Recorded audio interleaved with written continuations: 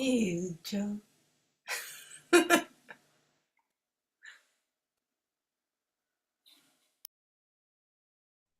Hello there. Still getting set up. Damn it.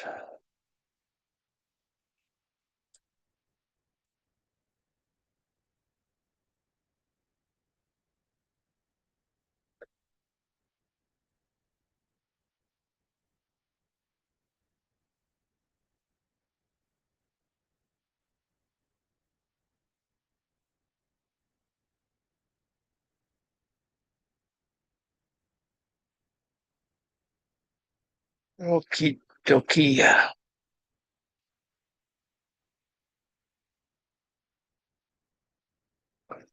Sort of see this. Uh,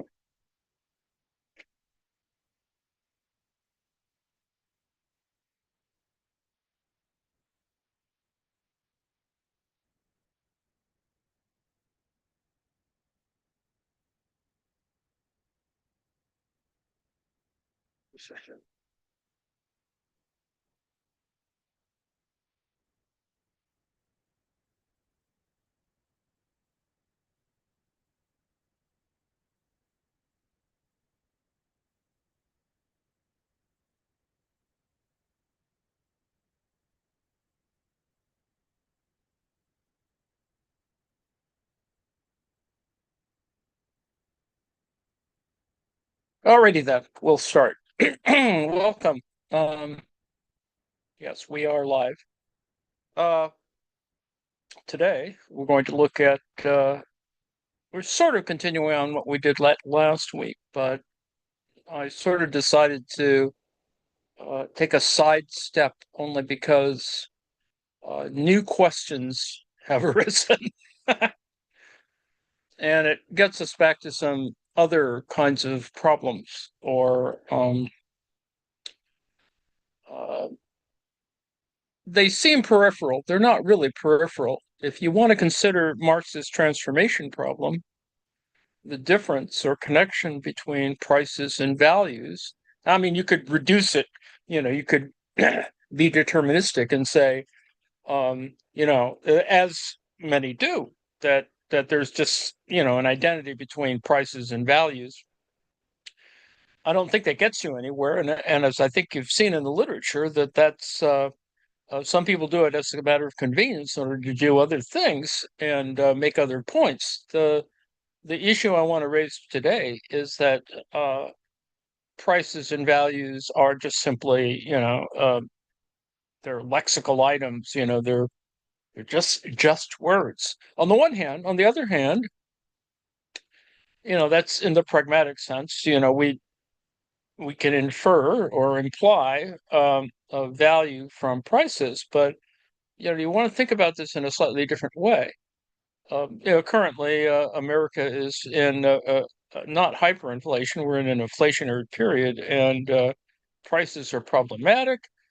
But the average consumer, whoever that might be, does have a sense of how prices are going up, and it's not simply gasoline, but prices in food stores and stuff.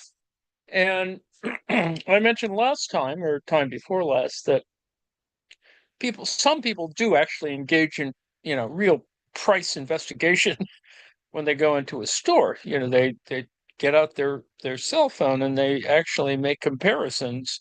Now, we all don't do that, thank God, or we'll be able to do that much more efficiently if, once we move to different technologies. But needless to say, the point of all this yammering is to ask questions about that there is a price and value represent, are they the same thing? Is it a sign?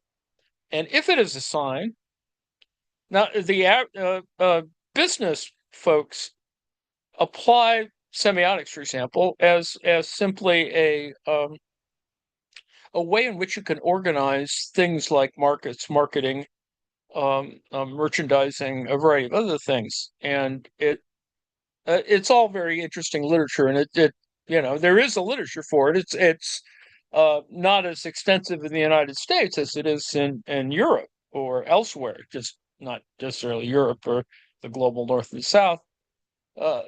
Americans tend, for various ideological reasons, they don't want to fiddle with those things that might remotely be identified with Western Marxism or some other, shibboleth. The point is, and we'll get to this in a second, is this idea that because price as a sign is composed of various things, of signifiers and signifieds. That is, in some cases it's numbers, in other cases it's barcodes, and then you have a whole variety of other variations on this, up to and including Amazon making constant minute adjustments in prices in the system. And then there's the whole literature that we sort of touched on a while back, the attention literature. Now that's all well and good, and it's not that it's irrelevant or anything. It is, the attention literature has that kind of behavioral element to it. It has other kinds of things that you might apply in terms of identifying the consumer and doing behavioral stuff, and et cetera, et cetera. And we're not going to do that today. But what we're going to suggest is that we can revisit this in the context of what I was talking about, Veneziani's book, Analytic Political Economy, and not widely known. It's an interesting combination, and it collects analytically, that is, with all the math and algebra, the heterodox and Marxian economics. Now, it may not be the best book on the planet, whatever, and it does have math, but it does touch. It's a relatively good bibliography to kind of construct all these things that have been going on for several decades that we've looked at before. We've seen several different ways of interpreting so-called Western Marxism or post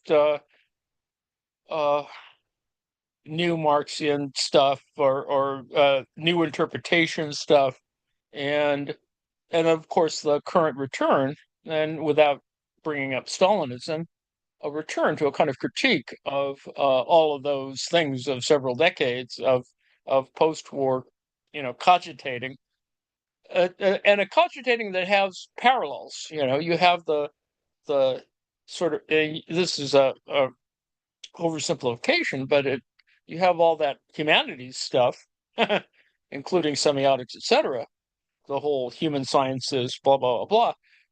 And on the other hand, and not well connected, and I would assert that it's not well connected. And when it does connect, it connects in kind of haphazard ways. Some people have a handle on it. Bastiani, or no, it's not Bastiani, on several political scientists, let's put it that way. There's a political science literature that tries to connect the political economy with the humanist, and it has various advantages and shortcomings. In the political science discipline, it winds up talking about political theory, and that's fine, all well and good. But then ultimately, just from a disciplinary point of view, it tends not to get back to the economic elements. Similarly, economic sociology has the same problem. So you have all these kind of disciplinary, tribes running around, and connecting them is always problematic. And there are methodologies, and I'm not going to reduce it to those kinds of methodologies, but just like Marx can be reduced to algebra, Marx himself reduced his work to algebra, we can still use those kinds of systems of logic, and particularly those that were brought up in the sort of so-called analytic Marxism sort of literature. And we'll cover this again to give you a brief a précis of what we did before. The thing is, there's an analytic Marxism, it has, it tended to be marginalized, or it's self-marginalized for a variety of reasons, but it's still a relevant literature. And when you look at the Vinciani book on political economy, 2018, that it does sort of fit it within this larger context. That is, it doesn't marginalize the work of Elster and Romer and Cohen, but rather it tries to sort of make peace with it in some ways, and it brings it into relevance. So there's a brief section where that's I'm only looking at two chapters in the entire text. There's a lot of other chapters that are a little more problematic and more amusing for X number of reasons. um, so you want to think about, why would we want to stitch together all this stuff? Mainly because otherwise you're just, the wheel gets made again. You have Rockhill saying, "Oh well, all these the liberals, they're neoliberals, or they're whatever, they're non, they're anti-Marxist or neo-Marxist," and then you just the whole thing. We redo all of those problems that occurred in the beginning, or the first half of the last century, not this century, last century, of arguing out different approaches to certain fundamental questions. That is, whether Marx, Lenin, Trotsky, Stalin, blah blah blah blah. And you can see how they've taken shape. I mean, and they're important, and each in their own way. It's just that people tend to, they fixate on their little tribal barriers, and don't kind of critique it in more interesting ways. For example, Luxembourg is useful and interesting up to a point, and fills in certainly something that Marx didn't get to. Ultimately, I think Marx was going to get there, but she gets there, and it's within the context of an entire, German Polish thing, and so it's worth reading on that sense. That in that sense, so that's fine. All of that is all well and good, but all this internecine fiddling around is problematic, and I think that one should be able to sort of step back and say there's an analytic enterprise, and implying that there is a synthetic enterprise, and that the analytic enterprise at least gives us an entry point, thanks to Rick Wolf, an entry point into a way that you can sort of bring these things together without sort of name calling, demarcating, methodologically, fencing in, you're creating borders or barriers to discourse. And it's not a matter of sort of retconning or revisionist history for the Western Marxism of the last century that is still operative in a lot of places. It's rather to sort of look for and Rick Wolf again is multiple entry points that you need to do. You cannot operate without them, and it's a kind of mapping exercise, or a categories exercise, that's really important. So without getting onto a whole lecture on that, let's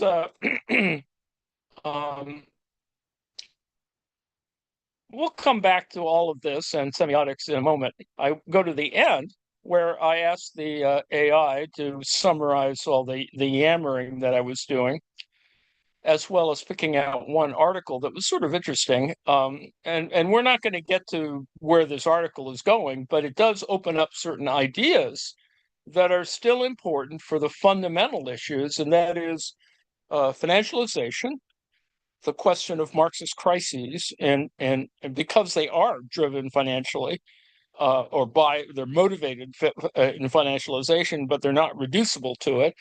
But they are highly motivating, and as we've seen in the current sort of theft and capitalist activity of looting the American Treasury, as well as screwing around with global financial markets, we can see that it's not trivial. It's not a trivial matter. So our ability to look at these things is really important. I would argue, in fact, that the current manipulation, is of the prices of financial instruments or products within the context of the current oil or the fossil fuel crisis and the manipulation of financial markets is all it's all quite personally relevant. It is parasitic, it is interventionist, transgressive. Um, it it's built on, and without getting into the literature that deeply, it is built on asymmetric information, and it is crisis driven. I mean, it's pretty obvious that's what's going on now with all this fakery about blockades and stuff. That all of that is part of it's a semiotic activity. Now, it's not like the orange-haired idiots know what it is, although he does operate that way. His whole sort of primitive branding, activity is sort of driven by that. But it's so well, not to be too cynical about it, but it is relatively simplistic and easy to read and dopey at times, uh, um, depressingly, demented, sexist, and all that other stuff, racist, and etc. And all of the intersectional things come in at the same time. And it's not, I don't find that problematic. I think you can read all this without getting too crazy about it. You just sort of see it operate. And unless you think I make this up, I would assert to you that all of the Lego animations that are operative are functioning in a highly semiotically charged environment. And of course, there's anti-Semitic components to it. It's AI, so it has slop. So people denigrate it because it lacks individual, artistic creativity. But that's kind of where we are now, is a problematic element of what counts as algorithmic aesthetics. And that's not a new term. We were working on that in the 1980s. So 70s. So this is not a big deal. All right. Anyway, we circled around again, and the point is that there's an article, interesting article, useful article, a toward a semiotics of prices and markets, understanding how value, quote unquote, circulates. So it's a Walter Timo article, and it's not necessarily that it's groundbreaking. It identifies certain things that are in the air, in the literature, and come back to some very fundamental issues that can point the way to analytic results or analytic research. So, financialization of the global economy has moved to the forefront. The question of how transformations at the level of financial markets, level of markets, are related to a wider alteration in patterns of accumulation and circulation of value. See, that's just pretty obvious. A translation problem often papered over more than solved by invoking Polanyi's concept of quote unquote disembedding. There is, without a doubt, relatively wide agreement that the changes we have seen at the level of markets, specifically their increasing technologization and epistemization, are linked to the increased self-referentiality and virtuality of financial value and markets, and thus, presumably, also to the financialization of the economy more widely. Now, that's pretty global and generalizing, but I think you can see sort of where they're headed here. Now, this can be totally misread or misappropriated, so that, for example, Austrian economists are also do semiotic analysis, but I would assert to you that they don't know what it's not so much they don't know what they're talking about. It's like they're several decades behind in terms of thinking about it.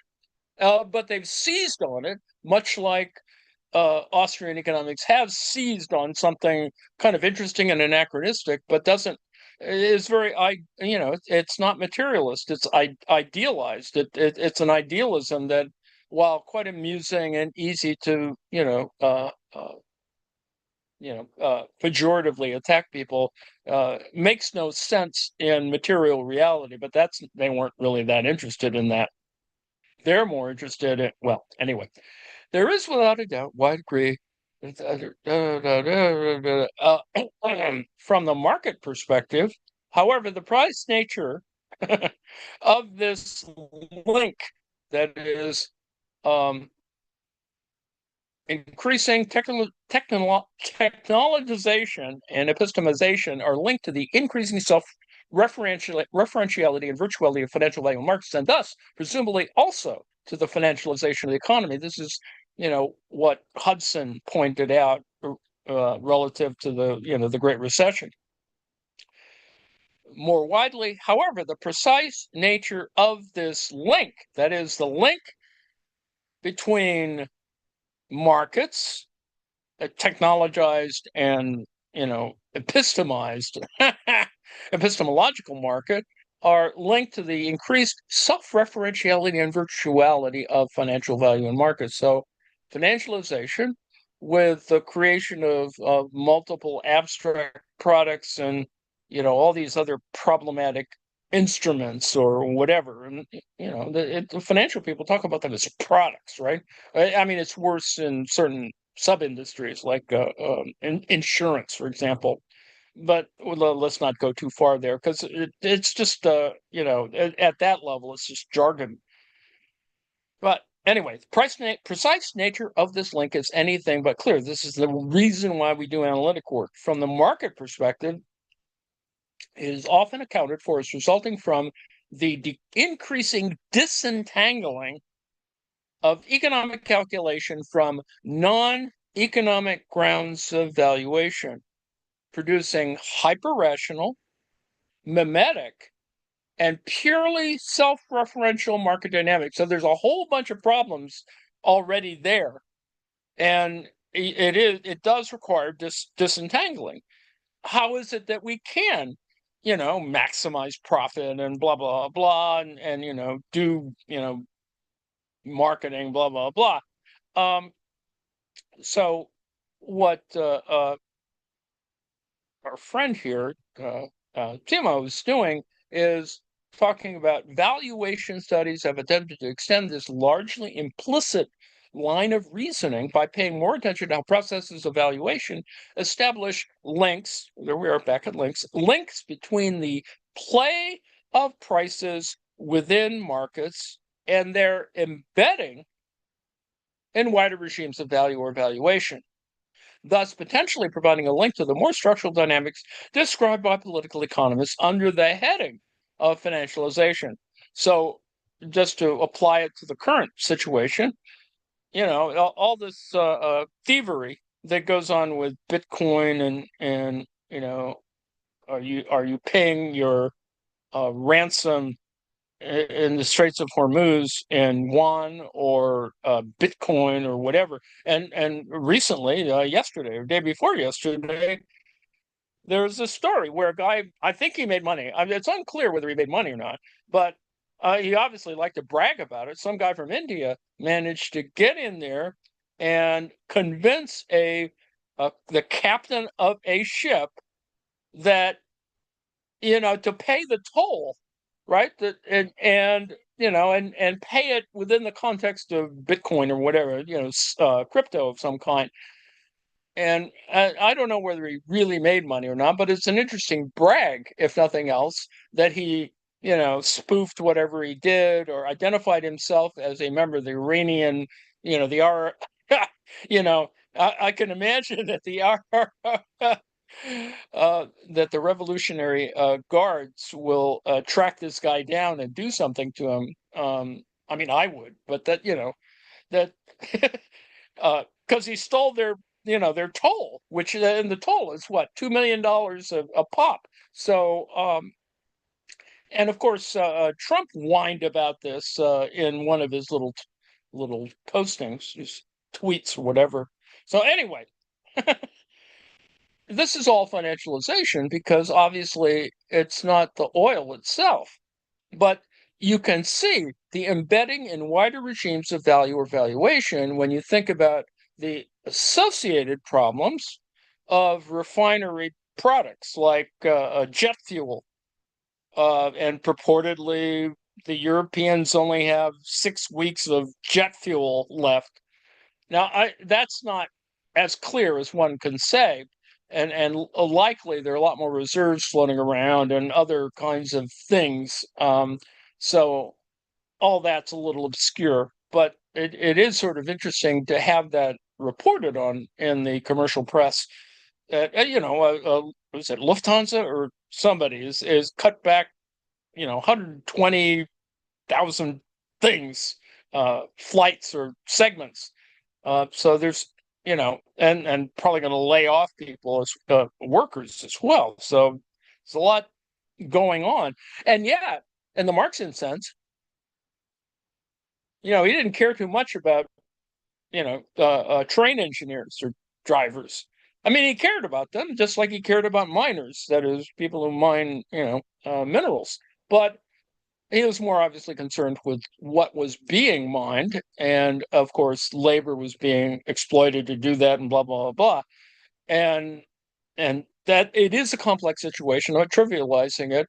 There's a dual labor market built into, for example, airline employees and a whole bunch of other deals that still exist, which is even more frightening. That is the head of the flight attendants union actually referred to this in a recent speech last week, in fact, about the dual labor market. But anyway, now, while this provides a promising line of inquiry, most existing research perpetuates a tendency to separate the analysis of the market frame and the analysis of the structural transformations of the economic financial system as a whole.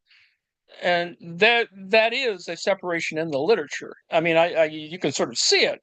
They sort of assume either that the markets sort of function in their nice, perfect or attempt, optimizing way. And the fact is, they're not quite like that. I mean, the reality is much more chaotic, as I think that we've seen just even in the last week.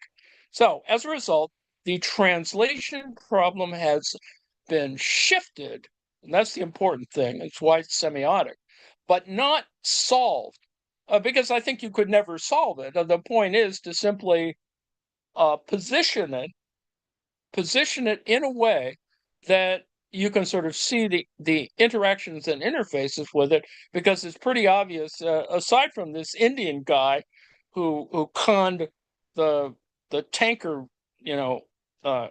captain, or the company that the tanker was running for, out of the $2 million.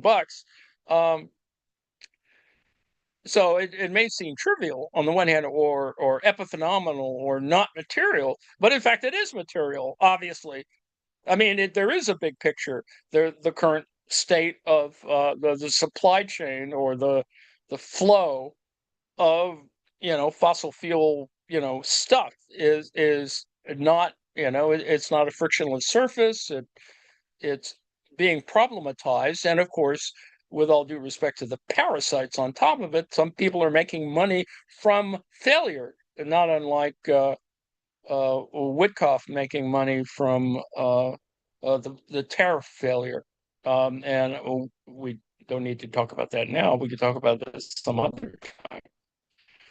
This paper seeks to bridge this theoretical and empirical gap. It is both a theoretical gap and an empirical gap. It identifies as a key problem in the performativity literature and subsequent literatures. Now, performativity literature, I would assert to you, includes not only behavioral economics and a bunch of other things that is of interest to analytic political economy folks, but also the other side of it, of course, the attention literature. So that's all there. It's all there. The tendency to focus on the inside of the calculative space of markets, the inside of a calculative space. That's just an interesting notion, neglecting the ways in which performing the inside also simultaneously performs an outside. So it's a very simple distinction, you Polanyi, as it were. But it also, as Mazzucato might suggest to us, that it's both things. It is a much more comprehensive or holistic problem. I don't know if it's holistic, but it is interrelated. And this idea of a calculative space is actually kind of an interesting one, because that's what Marx is doing in the 19th century. Marx is giving us a calculative space. Now, at the front end, it's a production-oriented calculative space, but it requires, and this is the whole business about pricing variable capital, fixed capital, and variable capital, and all that other stuff. All of the details of that are essentially actions within a calculative space, which is what Marx was attempting to figure out. Labor, we finally got to labor, is a part of the calculative space. And I mean, it's just obvious that it is. I mean, it is because of the function of labor power, the function of wages. There's an interesting paper that came out today. It was just summarized on and I think it's a problematic paper, but who knows? I don't have a whatever uh, thing in that race that talks about uh, uh, the relationship between the wage rate in Japan in the early modern period, and the question of why is it that you have the same divergences? Why was there not a a kind of convergence or improvements in kind of the class structure, and they don't quite get there. I mean, they weave around because it's an economic history analysis, and they're looking at they have a data set that's kind of an interesting data set, but it's only at one level. There's a lot of stuff that's just not, that is part of the problem that isn't included in that analysis. But I mean, it works okay for a paper in, economics, and it's nicely summarized. And I think it'll get somewhere, because it does talk about why did the Japanese economy do what it did relative to modernity, that is industrialization and other kinds of things. And you can sort of see why it did what it did, but you don't. It sort of determines the case relative to not including, with all due respect, issues of demographics, of mobility, labor mobility, class formation, a bunch of other things that are part of the argument. But anyway, focusing anyway, of enacting a particular calculative space, thus also positions this space in a particular relation to a wider ecology of other markets, thus potentially altering the system configuration and dynamics it generates. That, sure. Focusing for a first stab, doing lots of first stabs at the problem on financial markets, I show that it is insufficient to pin structural transformations of value circulation on generic shifts in markets, such as their quote unquote technologization or epistemization, and the increasing degree of disentangling from non-economic grounds of value. And this is the whole business here. I mean, it is the whole business. It is, if you wanted to talk about the ecology and pollution and degrowth literature and all that other stuff, that's where it gets ugly. The value gets screwed up, because it is about trying to get to the details of the markets, trying to get to the details of what they mean, and this question of the economic and the non-economic ground of value, which the territory on which it works is, I would assert to you, a ecological one. But anyway, or an environmental one. As an alternative, Timar drives on draws on Harrison White's widely cited but less frequently employed conception of markets and on work from linguistics. Horror. To show the construction of meaning within calculative spaces necessarily entails, and lest you think that's unimportant, there is a semiotics of mathematics literature, but anyway, that's a whole nother story. Necessarily entails that is shaped by the context, and note that word context, we'll come back to that in a moment, that is implicated by the inside configuration. As a result, the internal setup also affects how markets enact their environment, thus altering the structures of the wider system of circulation of which they're the constituent parts. So it's interesting about how internal setup, what he means by internal setup, but as a result, the internal setup. A second. Yeah. As a result, the internal setup also affects how markets enact their environment. Markets enacting environment. That alone, that is an interesting question of, do markets enact environments, or is it the other way around? Or is it obviously, as if we're looking at angles, it's much more integrated, thus altering the structures of the wider system of circulation of which they're constituent parts. That is Timo, uses the well-known case, and what's interesting is that he goes to the same well as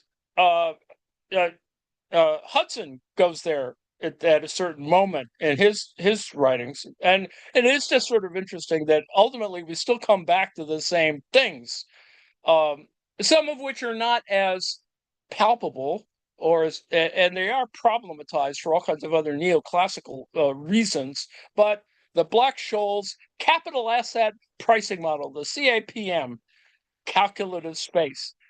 And that it's not a Marxist thing. It's just, it's a way of talking about stuff.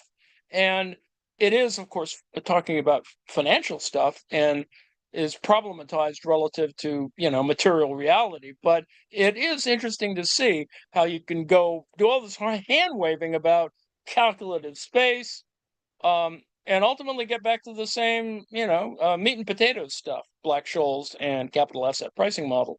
To demonstrate how their employment in financial markets, this is what Hudson was talking about, not only disentangles prices from, you see, we got back to the point of the transformational point, prices from social bases of valuation, but radically transform the ways in which financial markets relate to one another.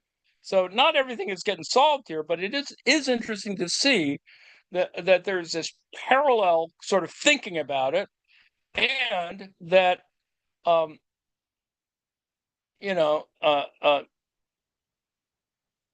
this guy Timo is talking about it from a semiotics way. So, and he's essentially touching on the same basic Marxist models of production and circulation and circuits and all that other stuff. So I used up far too much time yakking about that, and come back to the semiotic question, which is, and with all due respect, the history of semiotics is a modern history. That is, it comes with an entire literature of, de Saussure and the science of language. That is, you have language, and you also have, discourse and a whole bunch of other things, but you also have its science, which occurs at the end of the 19th century, and the general course, Ferdinand de Saussure, and et cetera, as a function of the anthropological and the structural anthropological literature. It is the same literature that Levi-Strauss will get to, but we don't have to go all that way to do that. But it is about modernization. And in fact, Adnan, in his little talk the other day, Friday, I guess, or no, maybe it was the one before that, he was talking about modernity and a bunch of other things. And I found that actually kind of interesting, that that the engagement in the Islamic literature is a struggle with modernity and modernization. And you could argue, in fact, that certain people in the global north think of, uh, Islamic economies as, sort of pre-modern or uh, or techno-feudal in that sense. But anyway, that's another story. The search for theoretical and empirical underpinnings of the economic and social forces behind the modernizing process is still significant. So I included a chapter on, just to give you a sense that it is an important argument, because there's an entire literature, Merton Geshenkriton, or whatever the hell is. It's an economic history argument. It includes a whole bunch of other folks. It has institutional implications. It has other things. But when we talk about modernity, well, a lot of people sort of make it sound fancy, but it's not really fancy. It's just simply parsing out or discovering the underlying elements, because it's clearly financial, but it's also clearly industrial, which is what Marx is talking about. So, all the things we've been looking at, volume 1, volume 3, theories of surplus value, the Grundrisse, all of that stuff is, and I don't need to point to the literature. There are people who write about Marx's own, sort of tackling modernity. But anyway, there's a whole literature for that, and I'm not going to touch that here. So semiotics operates with signs, and this is from a very simplified article that attempts to simply talk about how do you teach language to people. But anyway, there are signs. There's something called semiosis. There's also something called semiology, which is not identical to that. There's a sign when provided with precise context, and that's really the game here.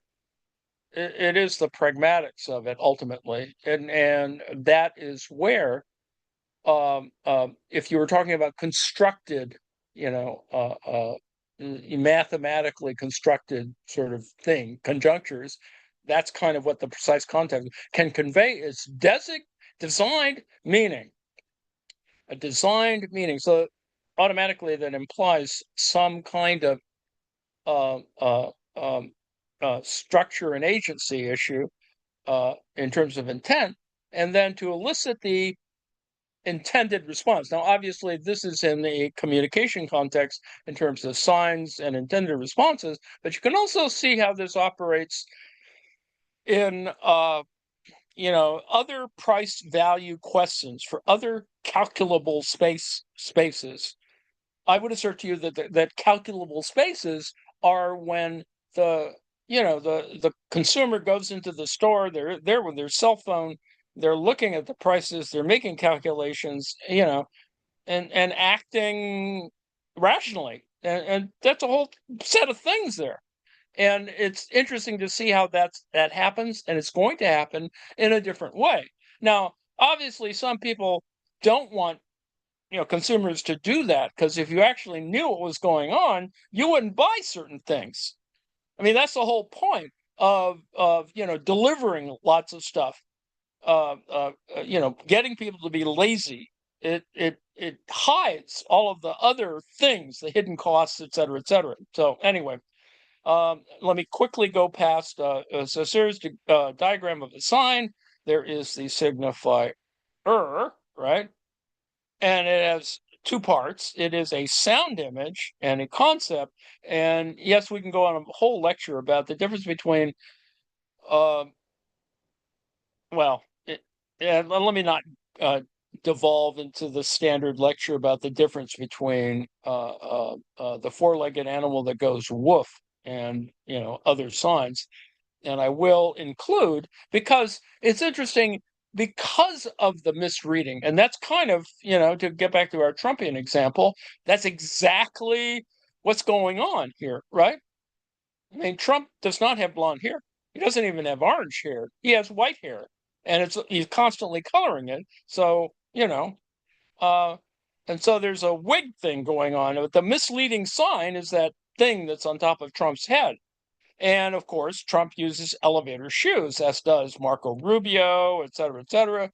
And of course, there's that whole side story about Trump forcing his minions to wear shoes that he orders for them. Anyway, so we have all these other things that are actually major features of the Trumpian ilk, right?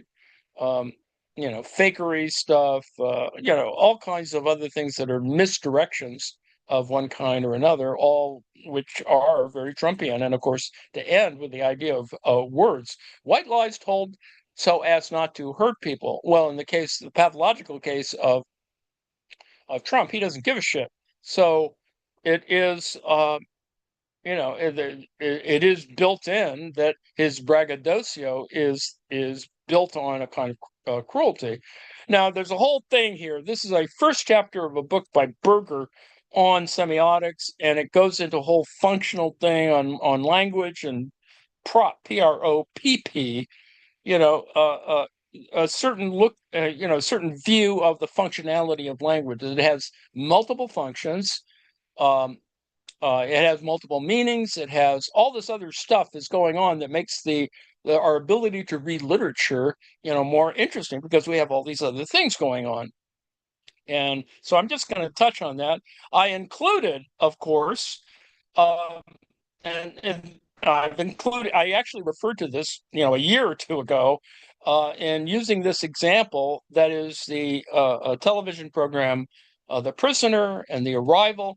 And there's a whole analysis that Berger does of the first episode to show that, it's a semiotic problem. It is, it has all of the stuff here, Saussure, color, talking about structuralist, post-structuralist sort of stuff, and all that entails. I'll give you a simple example here, and the point that is useful for us relative to analytic political economy, because we're going to get back there, is that it can be talked about in, like Marx does, in algebra.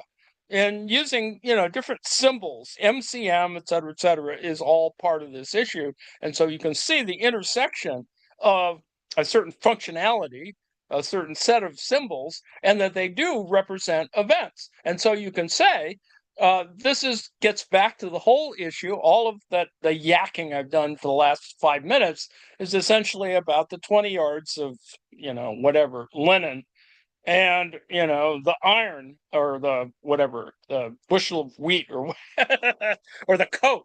This is the 20 yards of linen versus the coat example from Marx. So I won't overdevelop that, but I just wanted to refer back to it because it raises certain structural questions. Now, this is the same structuralism that is attacked by all kinds of folks saying, oh, well, it's self-indulgent, it's idealist, it's totalizing, it's not anti-imperial, etc. Which, you could say, lots of things are not anti-imperial, but the point is ultimately you do get back to recognizing exactly those issues. You can say that the television program Prisoner is exactly that. It's the role of the state, asymmetric information, surveillance, all that stuff. It's all there.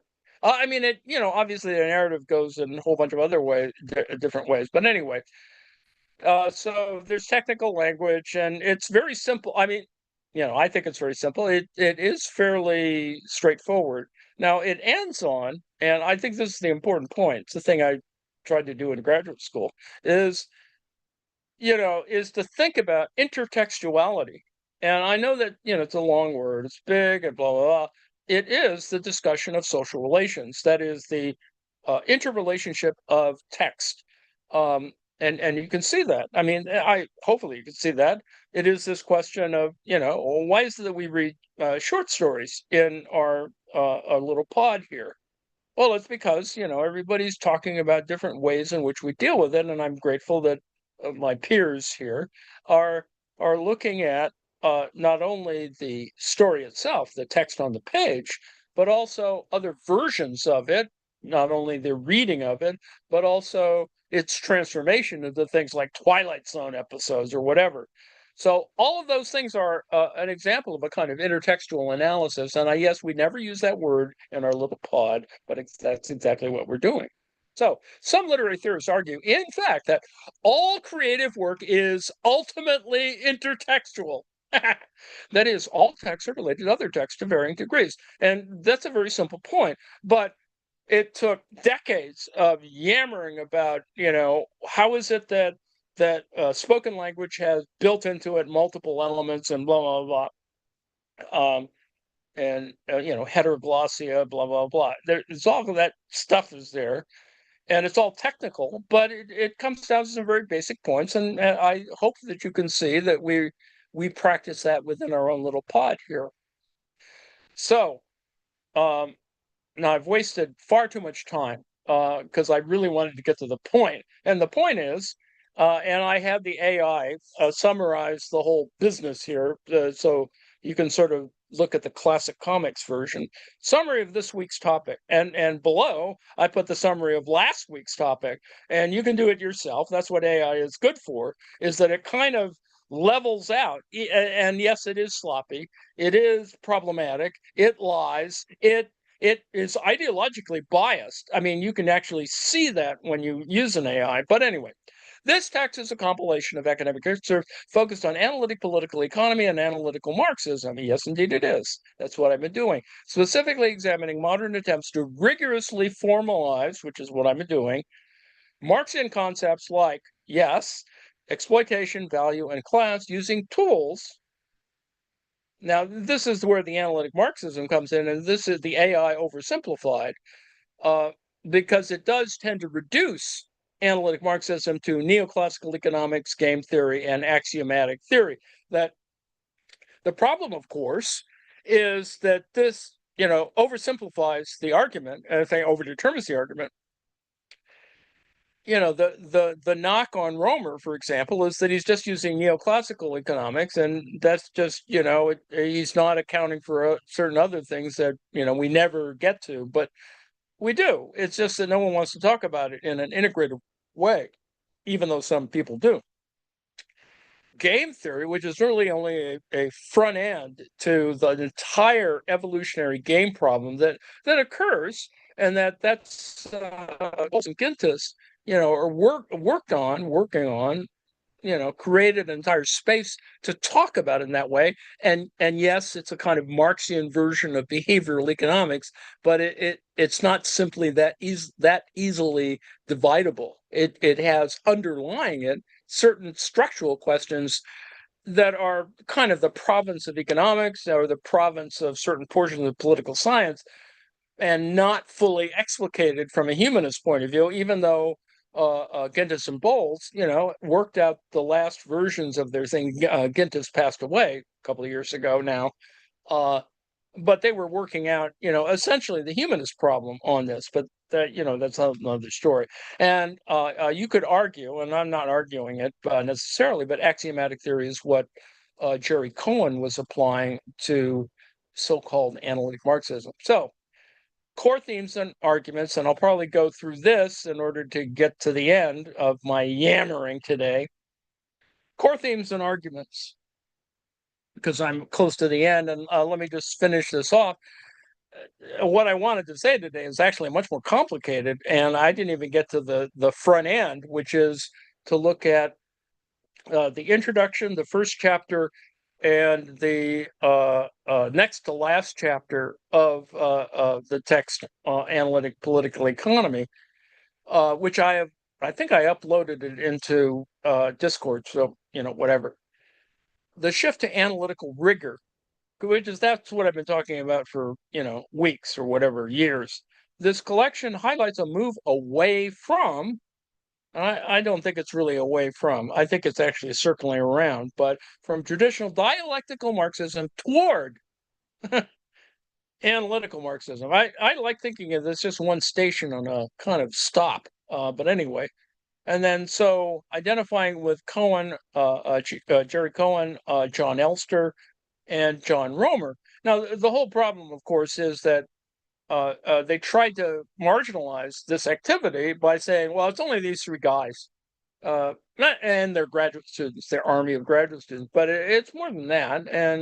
And you can see that some people come back to it. Ben Burgess, for example, comes back to Jerry Cohen for a variety of reasons, and it probably comes from being trained as an analytical philosopher. Anyway, methodology. Methodology. Proponents reject dialectics as "quote unquote" mystical. And you see here, you already have this problem.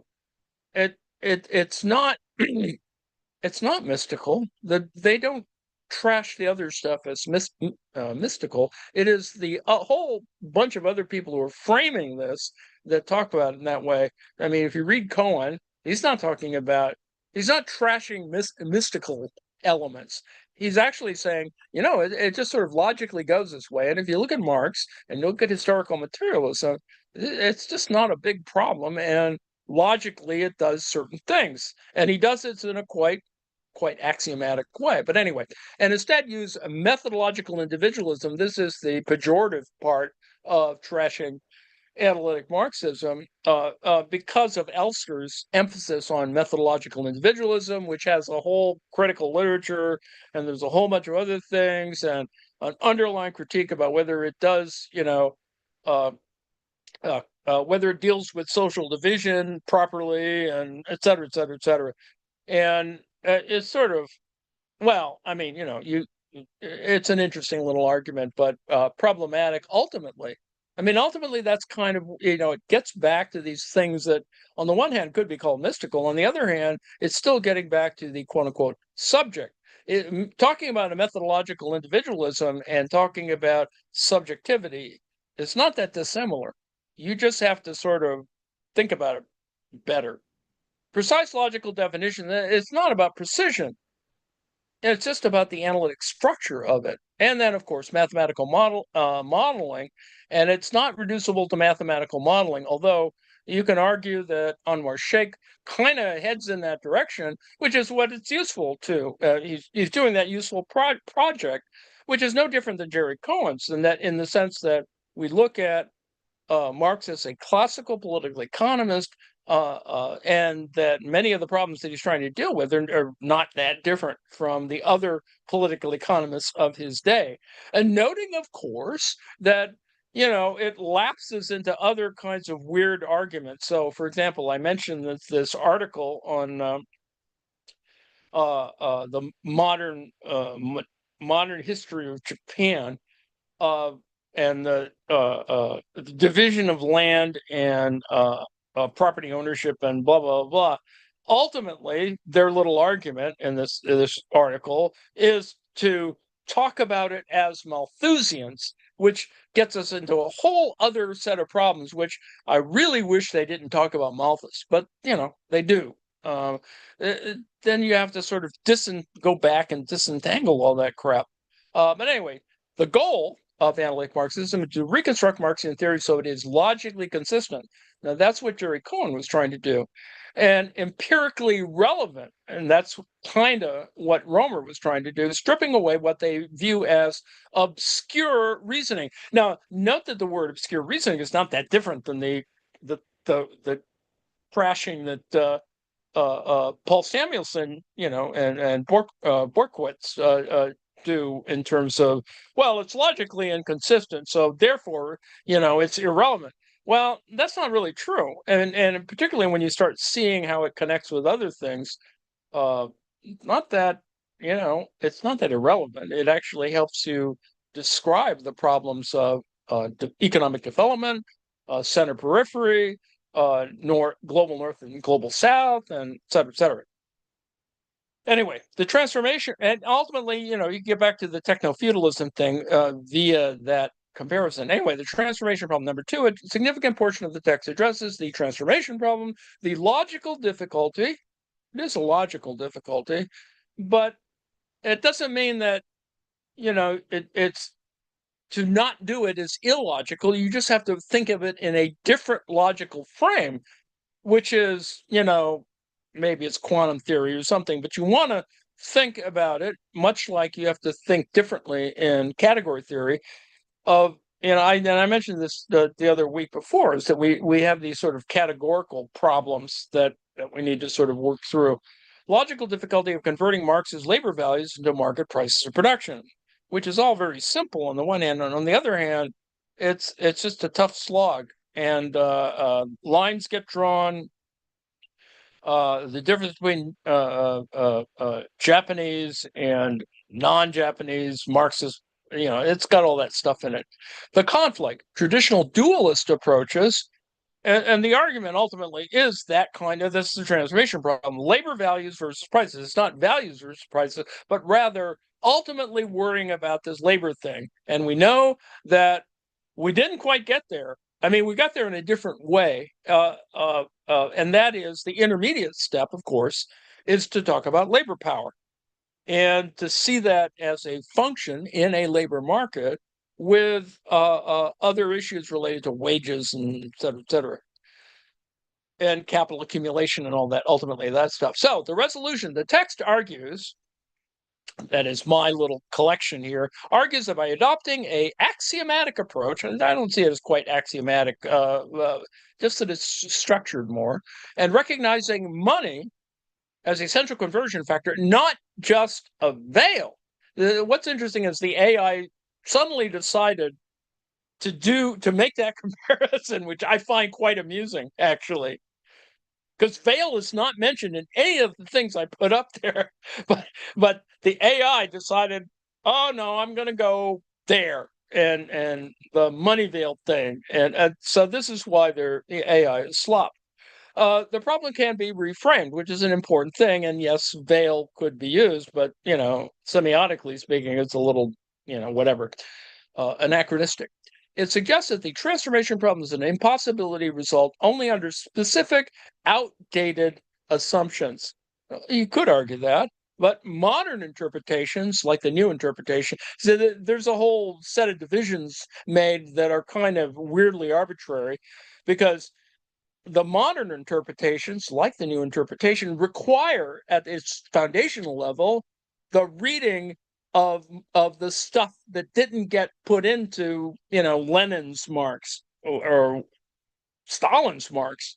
The whole issue of the Grundrisse reading the economic and philosophical manuscripts, rethinking the theory of labor, theory of surplus value, et cetera, et cetera, et cetera. Texts which didn't get published until the second half of the 20th century. Anyway, modern interpretations show that labor theory can remain a valid tool for understanding, and it can, because you have to rethink the notion of labor and rethink the nature of work. Even ultimately, that's a whole other set of questions. Even if it doesn't perfectly predict individual prices, and the whole prediction of individual prices, of course, is another sort of a linear requirement or neoclassical requirement that may or may not be important.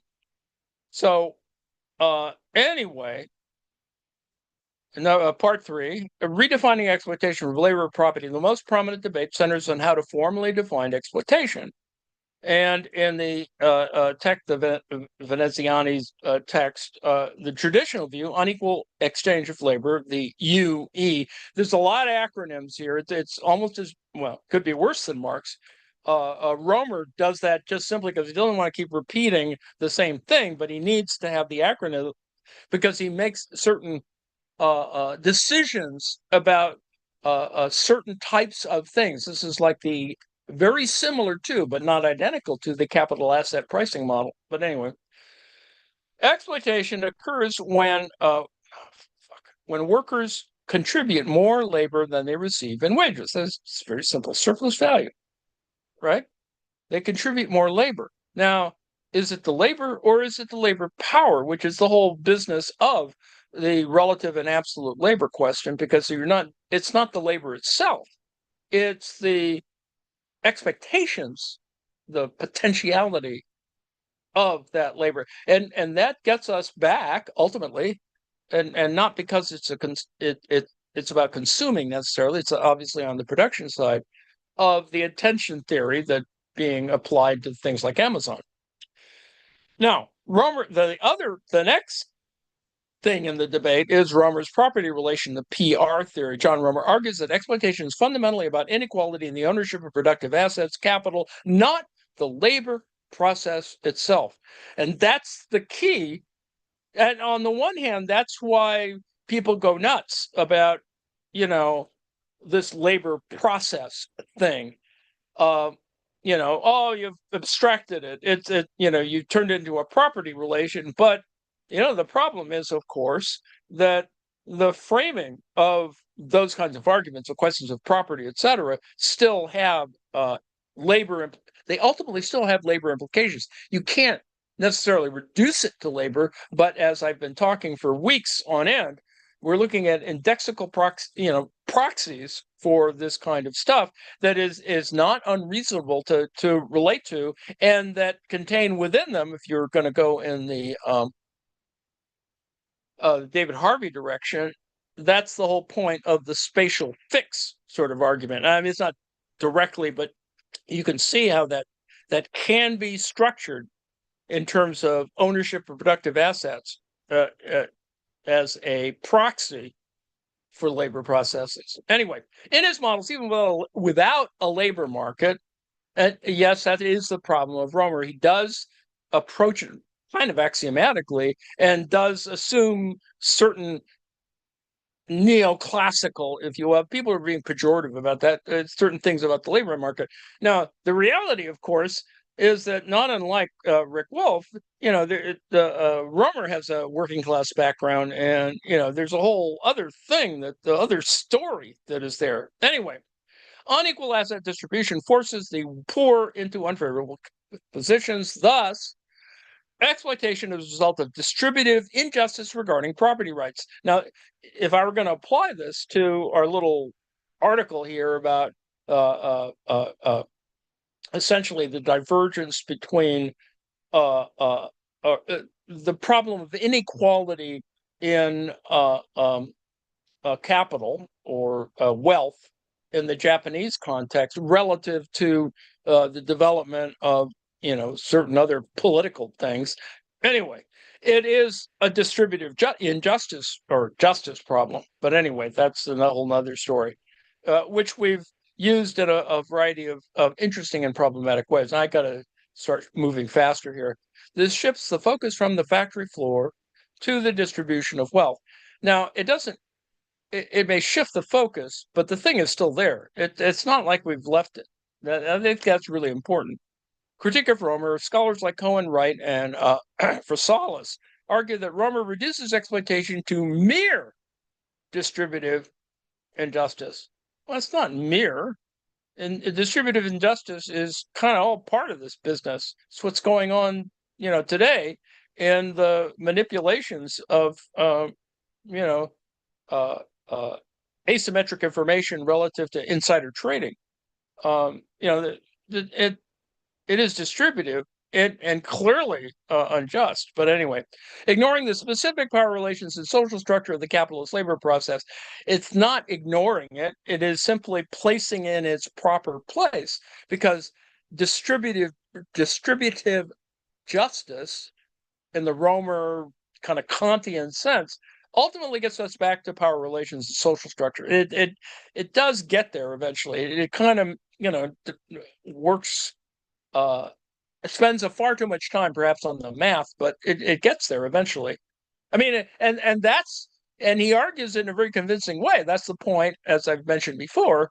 The issue that some people have with Romer is that he suggests, and you can do the math, and it does happen that way, is that exploitation occurs under socialism.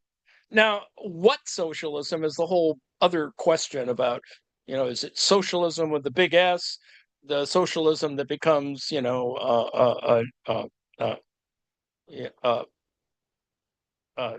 centralized, ownership of property and command economies and communism, in other words? Or is it really about much more, and the suggestion is, and I think that Marx suggests it, of a more democratic socialism. Now, anyway, they argue that exploitation is a distinct social relation. That is the problem of the literature, is that you can't say it's a distinct social relation because it you know that's one thing. You don't automatically assume it's about assets anyway. In fact, it's better to think of it as assets slash liabilities in a much larger sense because of the, David Graeber's work on debt, et cetera. The axiomatic solution, which now this is where Veneziani and Yashihara, and that they, uh, collaborate on these kinds of texts. And that's why I sort of picked this 2018 book out because it's he doesn't jam it into your head about axiomatic theory, but it's not purely axiomatic. But they do develop principles that resemble, this is not identical to, principles brought forward by Romer. And so they proposed the profit exploitation correspondence principle, PECP, that, there's, as I said, there's going to be a ton of acronyms, which states that positive profits must imply the exploitation of propertyless workers. It's a pretty simple point, but one really important because exploitation and propertyless workers is about this set of expectations about labor power, et cetera. I mean, it's got all those things, and that's how you build the proxy in the indexical proxy for labor. But anyway, their analysis concludes that the new interpretation of value, that's Foley and Duminel, et cetera, theory is the only definition that satisfies this principle in complex heterogeneous economies. Yeah, sort of does. And in fact, you could argue that even all this arm waving that Paul Kochshot does and that Wright does, and all sort of still fits in the ultimately still can be reducible to new interpretation stuff.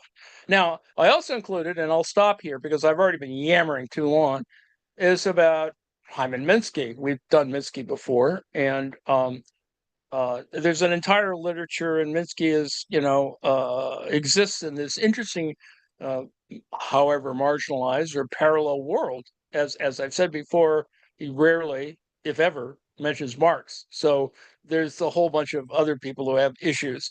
Financial instability hypothesis within heterodox economics, and the core idea for to just start about these Minsky things. Economic stability breeds instability. So there is this dialectical relation, right?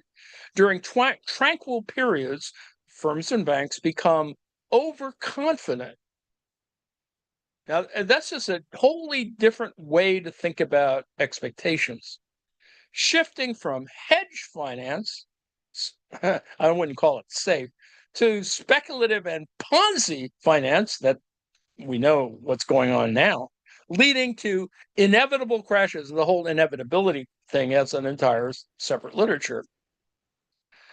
And ultimately gets us back to some certain fundamental questions that go back to Schumpeter, that asks the simple question, is the why chaos in some ways. But anyway, modeling. The text classifies various attempts to formalize Minsky's idea into models, focusing on debt dynamics. This is Kalecki, Minsky, Goodwin, Minsky. There's math involved, or asset price dynamics. See, remember, capital asset pricing model, equity and real estate bubbles. And so we're right back into where we were talking with, about Michael Hudson's work. So relevant since the 2008 crisis, resurgence and interest in Minsky with formal models attempting to integrate his insights on endogenous financial fragility into macroeconomic analysis. So anyway, there's a broader context about all this other yammering I've been talking about, and because I introduced this last week, and that is the idea of a digital spatial fix, and we diverted our attention a little bit, but this is where the attention theory stuff works. That is virtual markets and spatial fixes for capital create virtual markets to resolve overaccumulation crises. Now that's one way of looking at it. Another way is just simply, leveraging debt or whatever. But anyway, eco-Marxism, an argument is made for viewing the human body's metabolic relationship with nature as central to Marx's critique. That's sort of the other side of this question of talking about labor or work, because ultimately, and what this is Soren Mau's work, is to say, Marx never forgets about this stuff. He still cares about people. It's just that he sort of took a different approach to trying to get there. But I think you can see that, and this is a more humanist interpretation of Marx, that kind of looking at Marcello Musto's work and a bunch of other folks, and it even gets into Heinrich's value form thing, is that ultimately you still have to get back to, that's just about the it's the border between the Anthropocene and the Capitalocene, whatever. And then I threw in a thing, and that gets us back where I began. And I don't view it from a Baudrillard point of view, although Baudrillard is sort of important in looking at it. But there's a whole bunch of other people who, during the period of the so-called Western Marxism, the non-anti-imperialist, neoliberal version of whatever, is to look at certain structural questions. And Baudrillard is actually very useful to talk about what was called then, not called now, although I think maybe resurrecting it might be amusing, is a structuration argument that is both Baudrillard and Bourdieu's sort of notion of that. But anyway, a brief nod to the shift from material production to and this is why I've been doing this for far too long, is this idea of a political economy of science. And how would you construct that? How does it fit within a historical materialism? How does it work as a function of social ecology and a whole bunch of other things? So, conclusion, the compilation, my little hammering all this together, is illustrates that this is AI, sucking up again. AI always sucks up in the last paragraph. Vibrant, rigorous debate within heterodox economics, while analytical Marxists have successfully clarified concepts like exploitation of value through formal logic. And of course, anyway, they face criticism for potentially diluting. This is the argument that some people will make, that you're not anti-imperialist enough, so therefore you're not revolutionary enough. The revolutionary structural lessons of Marxism into a form of liberal egalitarianism. You see, that's the underlying, ad hominem that people like Rockhill are sort of driving us toward. Not that he does that necessarily, and of course his argument that is coming from the question of the historical position of Frankfurt School Marxism. The problem, of course, is, and we have the actual empirical proof of it by the misreading of Frankfurt School people as cultural Marxists with whatever. That's why it's gotten into this weird naming problem. The consensus in the most recent axiomatic work suggests that while the labor theory of value may not predict prices perfectly, the point of that, that's just, anyway, that's not what it was designed to do. Prices are predictable within the context, but it's not the tool to predict prices. And in fact, it's more about predicting wages than it is predicting prices. But anyway, it remains essential for diagnosing the structural mechanism of exploitation in the capitalist economy, provided it is interpreted through modern frameworks like the new interpretation. So there's a whole bunch of arm waving to get us back to essentially the 1980s and 90s by saying, okay, there's certain, the new interpretation allows us to do math. It allows us to make structural arguments. It allows us to identify the connections to classical political economy. And, it's not the end. It's just simply, a decision is being made to make it more ecumenical. And kind of the road you have to get there is by not only doing all this analytical stuff, but also doing the kind of synthetic analysis that is really important. That's why you don't not read Soren Mao's work, even though, in some ways this is retreading Foucault. Whatever. And so I included little diagrams. I included a little thing on modernization theory. I included a couple of chapters from Roberto Veneziani and Luca Zamparelli's book, Analytical Political Economy. And there's all kinds of stuff here. It still needs to be cleaned up a little bit, but it does give a reasonable overview of where we are now, I would assert, particularly from an analytic point of view, and shows that certain analytic elements are still important, like, for example, Minsky models, because they, the point is that there's not one Minsky model, but a bunch of Minsky models, and they relate to things that, as we're sort of suggesting, and that's part of the issue of the 2008 period, is, asset price dynamics, equity prices, and real estate prices. That's kind of, what you're part of the problem. So anyway, there's a whole bunch of things, and it does that, and I'm going to stop in a second. And I want to point out, of course, that there's all these crazy acronyms, and I tried to put them, make it some sense of it. They're not really problematic. The new interpretation does still address the fundamental Marxian theorem. The issue is that Romer makes a slight adjustment in the fundamental Marxian theorem. He does, as was suggested above, focus less on the exploitation of labor and more on property as a means by which you leverage labor. Ultimately, that's kind of how you have to explain some of that stuff. And so what he tries to do analytically is get to exploitation in a slightly different way. And so there's a correspondence principle. There's even a theorem. And labor exploitation is still there. This whole business about that, denouncing the labor theory of value stuff, if you actually read his work, it's not quite so evil. And then there's the generalized fundamental Marxian theorem. So it's an adjustment that's being made to the fundamental Marxian theorem. Balanced growth of equilibrium for a capitalist economy. And we know, of course, that there is no balanced growth equilibrium. So that's the kind of, he sets the ideal, but it's clear that this is all contradictory. And so anyway, I can do more on this, but I won't.